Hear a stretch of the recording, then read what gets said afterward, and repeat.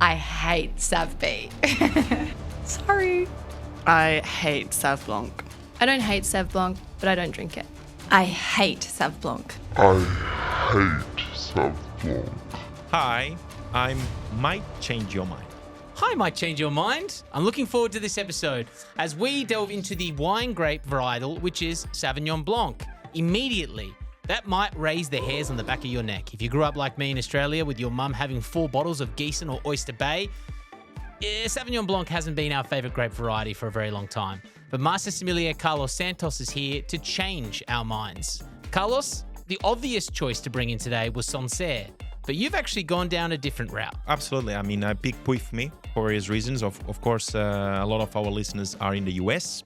The word fumé actually brings a little bit of content for us to talk about. So it's all the same grape variety. Sauvignon Blanc grapes are found in, of course, Sauv B in Australia, Yeah. Savvy B, Yeah. Sancerre, and Pouilly-Fumé. Pouilly-Fumé, South Africa.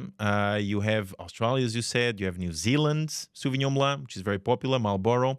And you have the Fumé Blanc in the US. And that's why I brought this bottle. Okay. Because in the US, it was once incredibly popular. Today's episode, we're going to be delving into the 3 varietals or the 3 different styles of the same grape varietal. Of course, drinking them out of Riedel Sauvignon Blanc glasses. Excited to get into this, Carlos. Where would you like to start?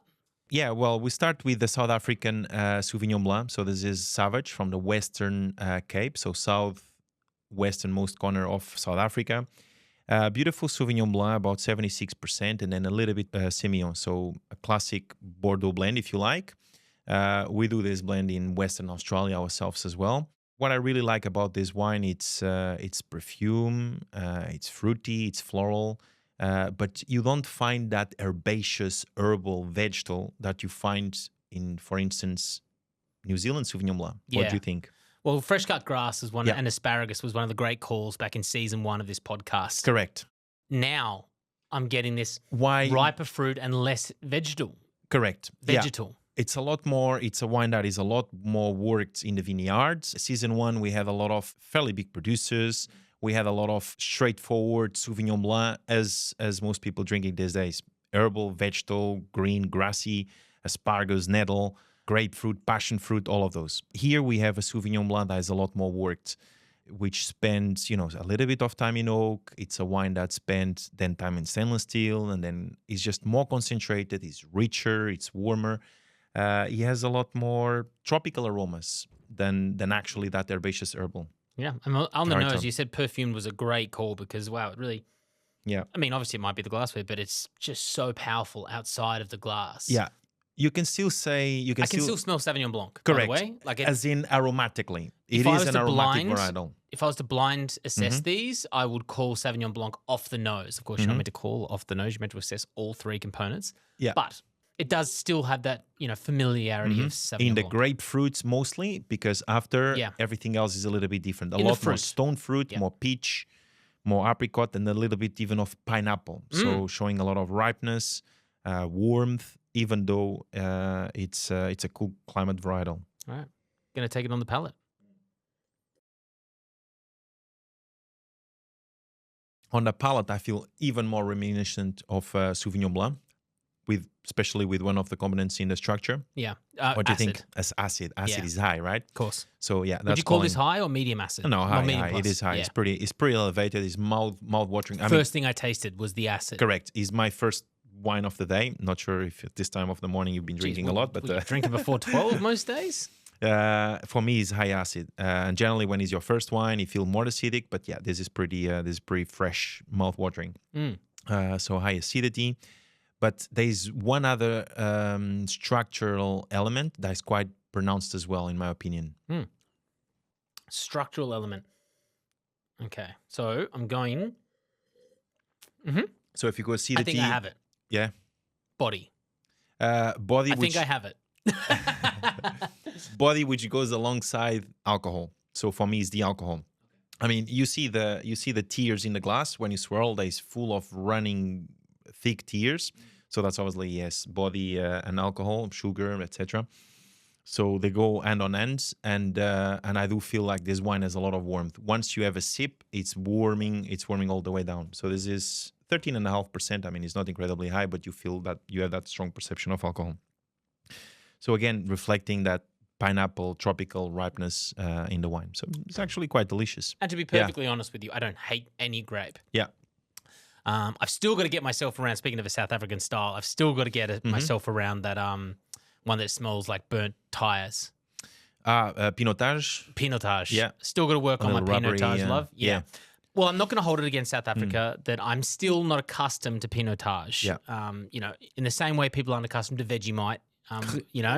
Very good comparison. Actually, Thank that's you. fantastic. Yeah. Yeah, it all comes down to what you grew up with and your particular taste buds. So I'm ready to go. So, you know what? Yeah. You suggested Chenin Blanc from South Africa, and I loved it. And I bought 6 more after I tried it the first time. It was the Secateur. Yeah. Secateur. Secateur Chenin Blanc. Yeah. And so South Africa, they've got a wide variety of wines. Yeah, well, that we're sleeping on. Correct. Well, I think we should do a session on South African wine regions as well, like we're doing with Italy and Spain, etc. Because South Africa, in fact, has so many wine regions as well: Cape South Coast, Western Cape, and then obviously all the regions within this. It's great stuff. Great Pinot Noir, Walker Bay, for example. Great Sauvignon Blanc, great Chenin Blanc, which there they call it Steen. Great Cabernet Sauvignon, Stellenbosch, for example. Paarl. Really, really good. Really good wines. So I think we definitely should do something like that sometime. What I will say is, given a wine list, never Would go ordering for a South Sauvignon Africa? Blanc. Never. Oh, No. never the Sauvignon Blanc. No, Okay. no way. Well, I hope this changed because it's not as you said, a typical Sauvignon Blanc. Maybe you pick it on the nose, you pick it on some elements in the palate. But I think in overall, when you match this with food, with a white fleshed fish and the butter sauce, or some Chinese food, this would be fantastic. I think there's a huge versatility in this wine. It's not at all your typical New Zealand Sauvignon Blanc, which is so one-dimensional. I think this is a lot of texture, a lot of richness, warmth, a little spicy even. I think it's great. Make sure you stick around to the end of this episode. We're going to bring a bunch of people from around the studio who say they hate Sauv Blanc. Yeah, don't tell them. I'm not. Yeah. I'm going to tell them, hey, going to try a grape variety you've never had before. Yeah. We'll tell them, and then we'll blind taste it and see what they really think. Hopefully, not only it's me that's changed, Yeah. and maybe you listening or watching this, but some actual people. So make sure you stick around to the very end for that. Yeah, I mean, it's the same with Chardonnay. A lot of people would say, "Oh, I hate Chardonnay." Who? Which Who? Find them. Which style of Chardonnay? Chablis or Maybe that Robert Mondavi, which was no, the particular one that we had was $30. It felt like it had been an oak for about 12 years. Yeah, like maybe that one. yeah. Heavily oaked Chardonnay, maybe. Okay, so this is fantastic, mate. Yeah. So this is a South African Sauvignon Blanc style. Yeah. But the next one we're going to try really interests me, which was not the Sancerre, it's the Pouilly-Fumé. Pouilly-Fumé, yeah. Yeah. So Pouilly-Fumé is a very interesting appellation. So when you look at the central vineyards of the Loire Valley in France, you will see an appellation Minette au Salon, and then you have Sancerre, and then across the river you have Pouilly-Fumé. So very similar soils, very similar styles. The 3 AOCs are based on Sauvignon Blanc and Pinot Noir. Pouilly-Fumé across the river, producing only Sauvignon Blanc. It's a little bit more intense minerally, I would say, than Sancerre. Sancerre is a little bit more straightforward, a little bit more obvious, of course, depending on producer, depending on vintage, etc. But overall, generally speaking, so Sancerre more fruit forward, a little bit more herbaceous, more herbal, a little bit more obvious. Still very, very mineral wines, high acidity, all of that. Across the river in Pouilly-Fumé, I find them need a little bit more time, need a few more years to settle. And they, in my opinion, have a little bit more aging ability as well. Producers like Didier Dagenot, which I You love Didier Dagenot. which I believe we have spoken about in the podcast before. Tragically passed away from a plane accident. Correct. And now his son, Louis Benjamin, took over, which became known better than his father, etc. So he's making the wines, and those are amongst my favorite Sauvignon Blancs in the world. And this is from there, so next door. Yeah. And if you are wondering why we're not doing Sancerre in this particular tasting, we actually did a full episode on Sancerre and talked about Didier in the Taylor Swift's favorite wine episode from last year. So go back. I'm sure we've got a little button somewhere on the screen, or it's in the show notes if you want a deep dive on Sancerre. But in particular, I was so excited when Carla suggested this episode because I had no idea Sauvignon Blanc was Pouilly-Fumé. And I keep saying that wrong. Sauvignon Blanc, yeah. Sauvignon Blanc and Pouilly-Fumé, yeah. Pouilly-Fumé. Pouilly-Fumé is 100% Sauvignon Blanc. Yeah, I had no idea. I had zero idea until you texted me that a couple of days ago. So I know the region that we're in. tell me the two differences again as I'm assessing these two. Yeah. How would I, as a master sommelier's apprentice, how would I assess these differently to try and pick them out if you had to in a blind tasting? Oh, I find the South African a little bit rounder, warmer, richer, and I find the Pouilly-Fumé a little bit more. And I've only just smelled, but even on the nose, it's a little bit sharper. It feels more citric, a little bit more lemony, more grapefruit. A little bit more tart on the nose. Then on the palate is the same. You have a lot of that passion fruit, so characteristic from the region. You have a little bit smokiness, which is also very characteristic and actually gives the name to the wine. A lot more flinty, a lot more sharpness. Even though the South African had high acidity, this is high acidity, fresh, clean, sharp.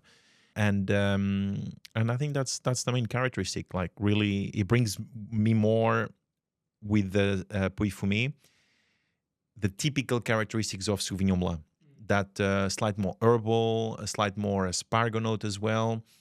I was going to say this is more attuned to the Marlborough style that Australians are used to than it is. But Yeah, I'm saying I see what you compared to mean. the South African. Yeah. If this sits in the middle, correct. I would push it towards the New Zealand style that we're used to, From those what you know, herbaceous notes. from what you know, yeah. Yeah.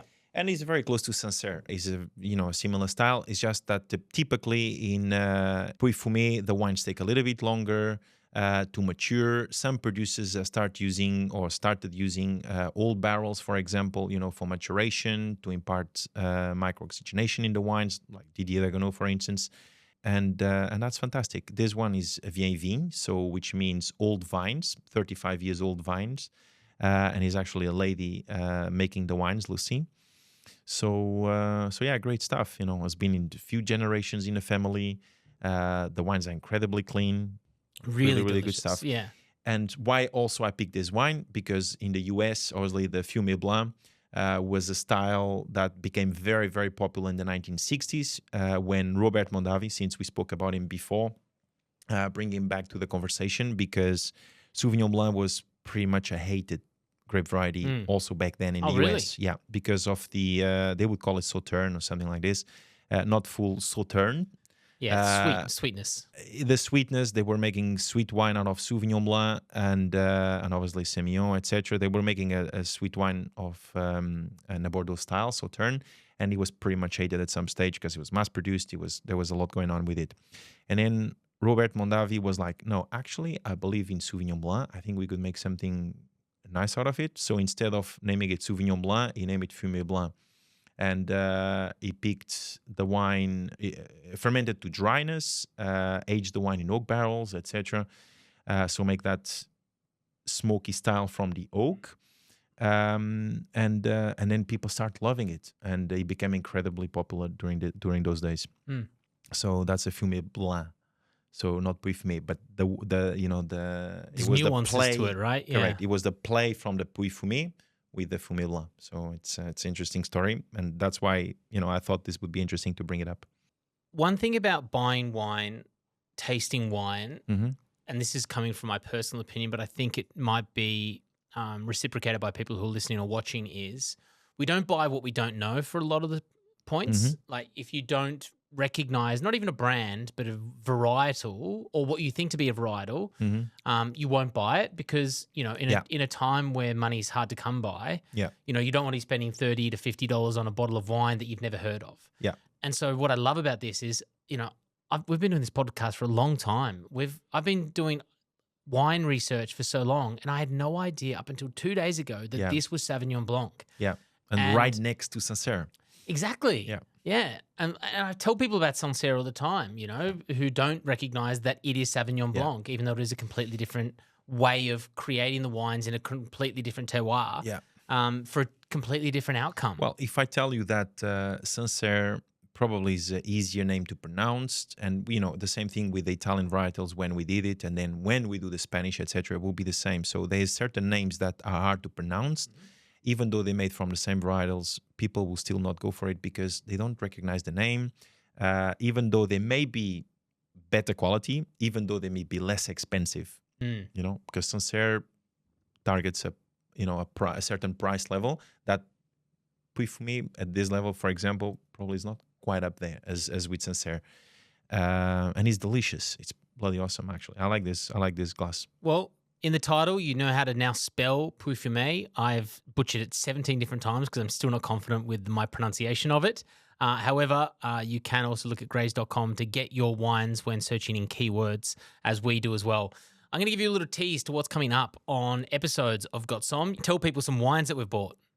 Okay. Yeah. So I'm some excited wines that we about that bought because I don't even know what you got the hands on. Okay, cool. Well, at auction at graze.com, and we're going to obviously do episodes on these. We have Diamond Creek Volcanic Hill Cabernet Sauvignon. Yes. And apparently a great vintage, 1995. Fantastic. So we're going to be drinking that and speaking about it. I bought Ridge Vineyards. You wanted to talk about American, is it Cabernet? Ridge Vineyards should be Zinfandel. Okay. Depends. They have a little bit. I've got the Lytton Spring Red Blend. I strongly believe it's Zinfandel from memory. Okay, 1996. And the big one, coming up on Got Some, we will be drinking a 2011 Chateau Figeac. Chateau Figeac, Saint-Emilion. Fantastic. Beautiful. So there's some teasers for what's coming up on episodes of Got Some as we throw it over to people from around the studio to see if we can convince them, like a master sommelier did me, that Sauvignon Blanc isn't the enemy to our taste buds. Interesting. What was it? It's quite sweet. It's good. It's nice. It's What do you want me to say? It's not my favourite. That's Sauvignon Yeah. Okay. Sorry. I'm trying to be polite. Oh, you perfect nailed it. I'm just going to finish it. I think that's nice. It's like, I don't have very good like wine describing words. I think it's a bit like citrusy, getting a bit of citrus, and a nice full body. That's about the end of my wine vocab. Well, that's Sauvignon Blanc. Is it? Fuck.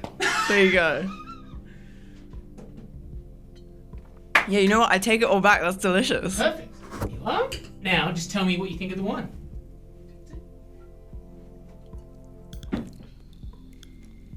I quite like it. Why? It's soft as it comes on and doesn't eventuate into anything else. It's not offensive. Yeah, I guess that's probably it. It doesn't seem too complex, which is what I'm in the mood for. Great. Well, that is a Sauv Blanc. There you go. Okay, cool. Perfect. And I get to keep the wine. That's your glass. I mean, not the glass, but you know what I mean. Well, the Sauv Blanc wine glass makes all the difference, doesn't it? Okay, I would say this does not taste like your classic Sauv Blanc. It doesn't taste like New Zealand big. No, not at all. It has like, what is the point though of what is the point of producing a Sauv Blanc that doesn't taste like a Sauv Blanc, or is even an example of a Sauv Blanc? Just so you can say you make a nice Sauv Blanc. Why don't you just put in some Chardonnay grapes?